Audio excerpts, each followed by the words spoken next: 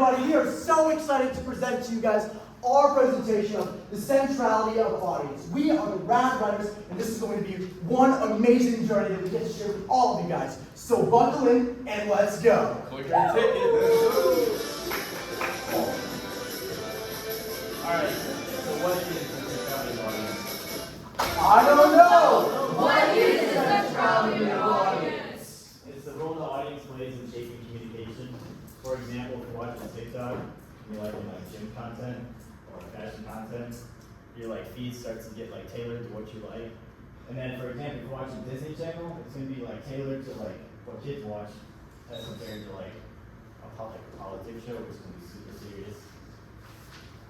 Whoa, dude, you gotta start all the way from the beginning. You can't just start in the middle of the concept. All right, so our story begins with these two beautiful individuals, Promen and Ulrich. They were both Belgian academics. Promen was a legal theorist and a philosopher, and a lot of his theories came as a result of his experience in World War II. He had a lot of trauma, and he believed that only through rational discourse can civilization begin to build up again. They're often paired with Kenneth Burke, which we talked about in class, as some of the key players in the world of rhetoric during the 20th century. So this idea of the centrality of audience comes from one of their most famous publications, the New Rhetorical. In the New Rhetoric, they argue that the best rhetoric develops out of the contact between audience and argumentation. Thank you very much to my wonderful volunteers. Now let's start to break it down. First, they started talking about the three types of audiences. We have the universal audience, the audience of one, and the audience of self. And we'll get into those in just a moment. Hang tight. First, we're going to talk about starting points, which, as you can tell by the name of this place, is where you can begin your argument. You can start with the real, which are facts, truths, and presumptions. And you can also start with the preferable, which are just commonly held beliefs or hierarchies. Since both of these things can be agreed upon, you can reach further agreement through the process of argumentation. Make sense? Make sense? Great. Now, let's move on to the different types of audiences. First, we have the universal audience.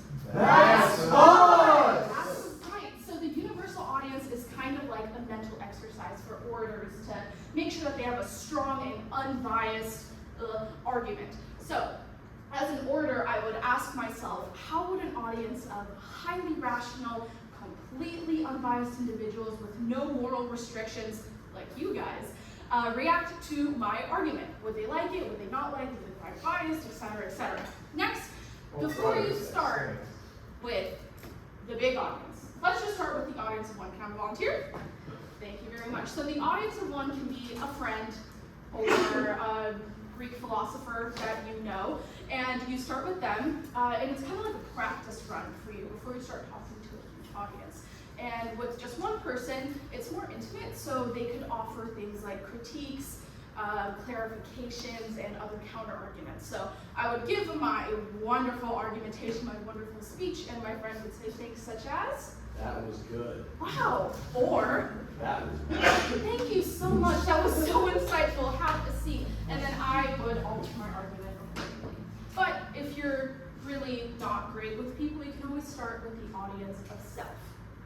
That's you. That's you! That is me. And Ulrich and Titeka argued that that's actually the most sincere form of audience. So it's kind of like talking into a mirror.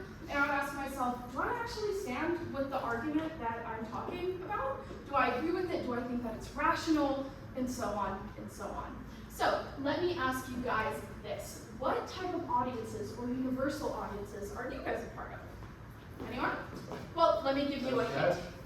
Let me give you a hint. So as you can see by our shirts, let's start with Bryce over here. He is obviously a member of the universal audience of the film industry.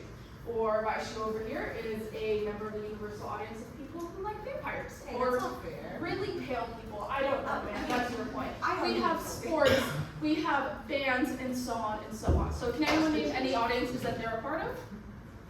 Any hands? We have Candy. I know you guys like Candy. So college students, yes. Drag Race fans. Yes, that's a great one. RuPaul's Drag Race. Anyone else? You're a winner.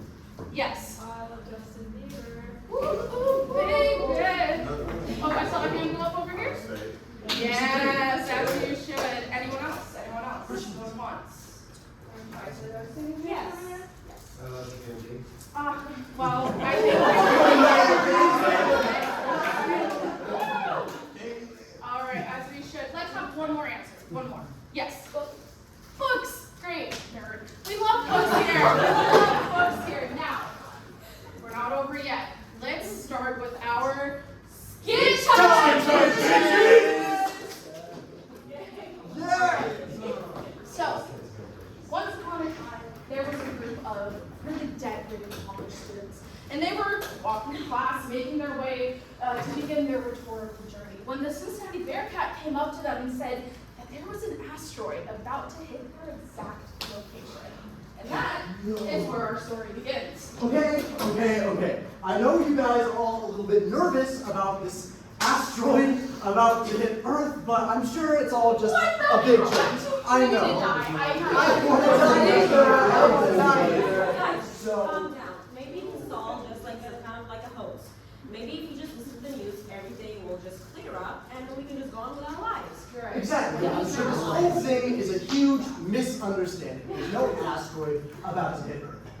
Hey, Alana, can you please change the channel, or at least turn it on to Sox News? Of course. Thank you. You're so welcome. Best. Here, at the Industry Money Donation Center, each dollar we receive goes somewhat directly to these poor, innocent, helpless dogs. Just look at all this here. This dog has been sitting out of the pool for 30 years. No food, no shelter, and no home. That makes you feel bad, huh? How did you meet this dog? So, please, for just a small $15 an hour. An hour? Oh my gosh, turn this off. I hate Pause this it. Just person. pause it. I love these commercials. They help people, help inspire people to donate to die. These commercials only use tactics of rhetoric to persuade you. The whole thing is a scam. Okay, guys, that doesn't matter about if this thing is a scam or not. What we need is Sox News because there's an asteroid about to hit Earth. Lana, I don't know what happened, but please just change it to Sox News. Sorry, this technology is really confusing. Thank you.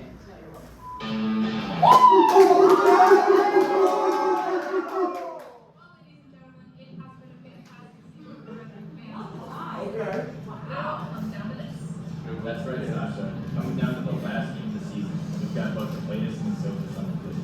And I gotta tell you, with the amount of rhetoric that's been going on this year, it's gonna be interesting to see what's at the top. I guess we're gonna see in a couple hours here at the Rhetorical. You know what the amount of game time that's occurred? Cicero has really stepped up his conversation. Well, yeah, he's been doing a lot of persuasion training this year, and he has been doing a phenomenal job reaching out to the universal audience. This is Sasha Will signing out from the Rhetorical.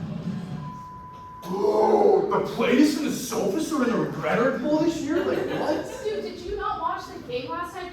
They beat the Ciceros 14-0. Guys, it Big doesn't- I have fan, not been big paying It fan. doesn't matter about the Ryan Aristotles or the Ciceros. There's an asteroid about to hit Earth. This doesn't matter. Alana, please, just change the channel. Calm down, calm down. Take a seat. I love this show! Oh my god. She's so cute. For the last 6 months, we have had the best conversations and mature arguments, both verbal and non-verbal. Jason, it feels like you're talking to a universal audience, and not me, the audience of one. So Jason, you're going home today. Oh man. Oh my god. Walk your shame. Oh, not the black and white. Sorry to say that. Wow, this has been really hard. But Jason, number 2, you truly are the orator for me. So Jason, will you please accept this Play-Doh?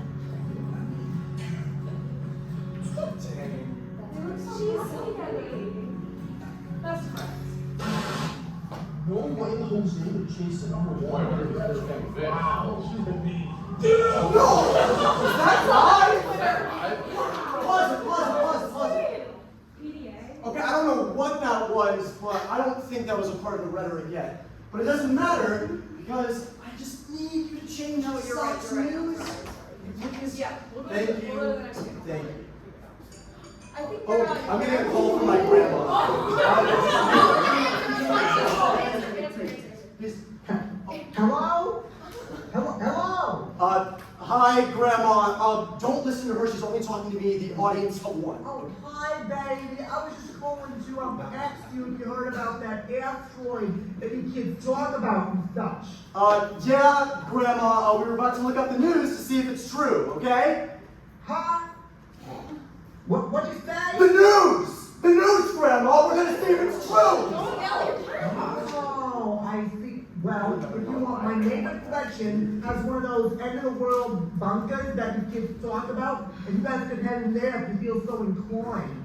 I love Gretchen. She is such a sweetheart, and I just love her to pieces. Okay, thank you, Grandma, but your rhetoric isn't too persuasive. I don't think any of us want to go into an underground bunker. Actually, I wouldn't mind spending my time in a bunker if the world is ending. Let's just keep her talking until she gets bored. Exactly, keep her bored. I like that. Yeah. Keep her bored, keep her bored, keep her bored. Keep her talking. What? What are you talking about? Did you say bored? Oh, kids, I would never get bored of chatting up with you guys. Okay, Grandma, we really gotta go. Change the channel. Say bye to your grandma first. I'll say bye, just Bye, if you change it. Granny. Okay, bye, Grandma. We love you. Bye. Bye, Grandma. You guys are the light. Yeah, strike jeans. She's gone. Okay. I think I finally have the TV figured out. This should be it. Thank you. Hi, everybody. My name is Dr. Rhetorical. This is One. No way. History and Game Introduction to 7th edition, written by the one and only James A. Hare. This brilliant new textbook has an endless amount of chapters, absolutely zero finishes whatsoever. Just for $73, you can get your very Boring. Who even is this guy? Do you live in like a British country? Like, do you not? How do you not know who he is? I don't know who that guy is, but I definitely don't want to see him every other day. Yeah. Fix the remotes. Actually, for real, I think I got this time. Don't worry. We should be able to. Good afternoon. Fine. April 15th, the last Monday of the universe, the first and last time you will ever catch me on broadcast. So please, for the love of Jesus Christ, just bear with me. Breaking news, we're hoping to be able to reach out to the universal audience tonight. We have confirmed reports that there is an asteroid indeed on a collision with the Earth. Specifically, the universe. You see! Scrambling to assess the situation to develop further plan of action. So please help with the audience. Mark, over and out. This is it. This is how we die. This is the end. I actually do not believe the master would hit our exact location. How is this rhetoric for nothing? Why don't we just get in a car and drive somewhere else? We don't have a budget for that. Honestly, for what it's worth, it has been such an amazing 3 weeks working with you guys. I've made so many good memories with everyone, except for you, Bryce. You seriously need Xanax. Like, calm down. Okay. Thanks, I guess. Oh God! Look!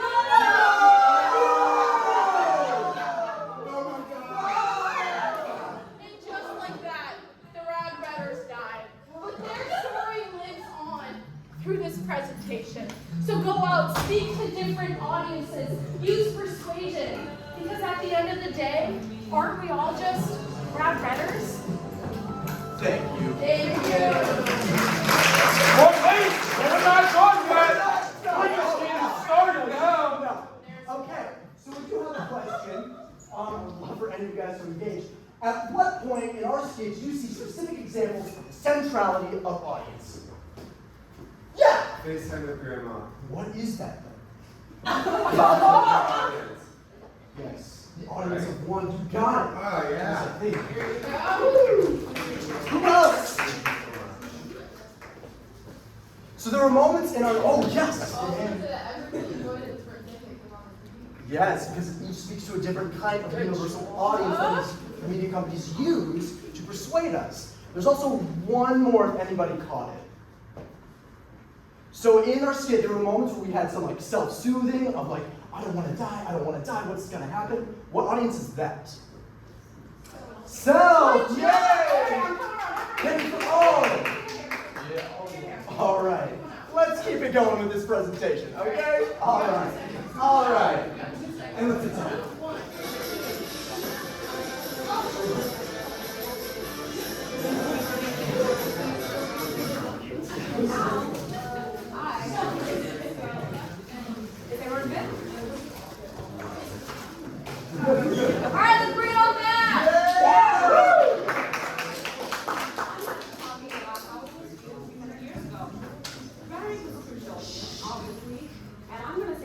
It's because at that time, rhetoric was used for political debates and also religious sermons to convert people from one religion to other, where rhetoric was crucial. They used persuasion through rhetoric, and they tailored those persuasion tactics for each and every specific audience, because you can't use one single message for everyone. You have to tailor them to each and every single person. And how do they use it? They use emotion as a key. And again, we're bringing back to the book again. They use 3 important rhetoric tactics: ethos, pathos, and logos, to persuade them through persuasion and make connection with logic and all that stuff. And now, How is it viewed today? yeah. There are 3 aspects on how it's viewed today: enhanced engagement, relevance and resonance, and tailored communication. Tailored communication is an audience-centric approach that makes sure that messages are customized to meet the specific needs, preferences, and interests of each diverse audience. Enhanced engagement is about prioritizing the audience. Also, these communication strategies can go deeper into engagement and interaction, leading to increased brand loyalty and advocacy. The last one is relevance and resonance. This means that by understanding the audience, that allows communicators to craft messages that are relevant to their demographic. And just like how we know you guys are our target audience, we know that you are all hungry college students. So, More candy for everyone!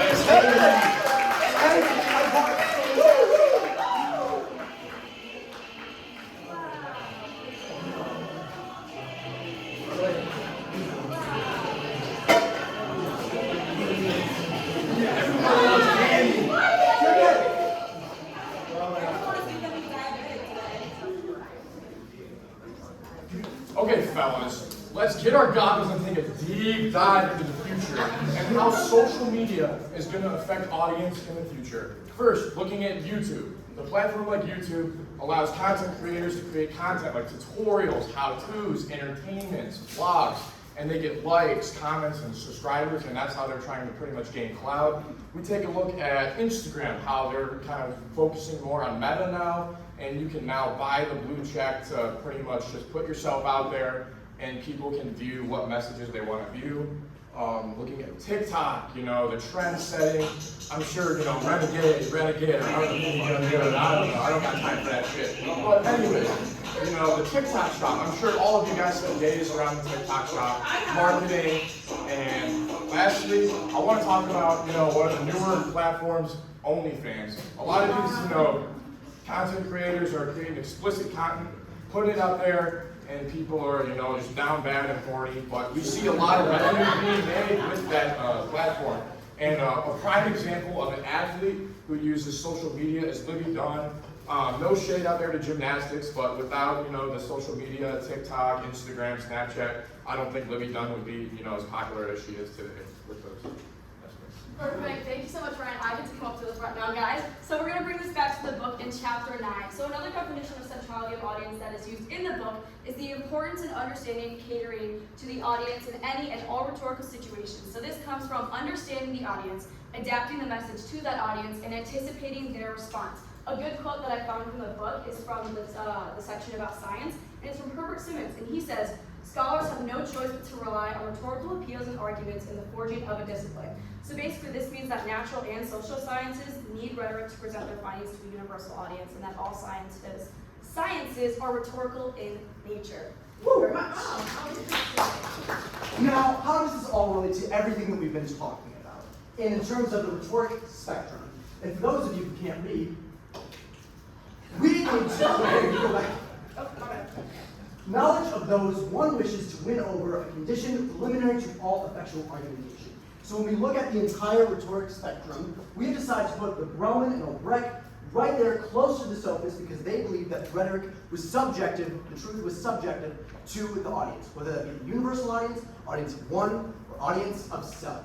Now before we wrap up today, we do have one more thing we want to show you to persuade us just a little bit more. And hopefully you guys recognize this person because a little bit of money went into this. Social guest. Well, Justin from Western Waverly Place. Hello, communications class, the Rad Rhetors. Hi. Great day session, guys. Thank you for bringing Fan Western Waverly Place. Really appreciate it. And sending all the magic okay, for final exams. Oh. All right? Unless you don't have to take your final exams because it's Anyways, cheers. God bless you guys, and I wish you all the best. God bless you, David.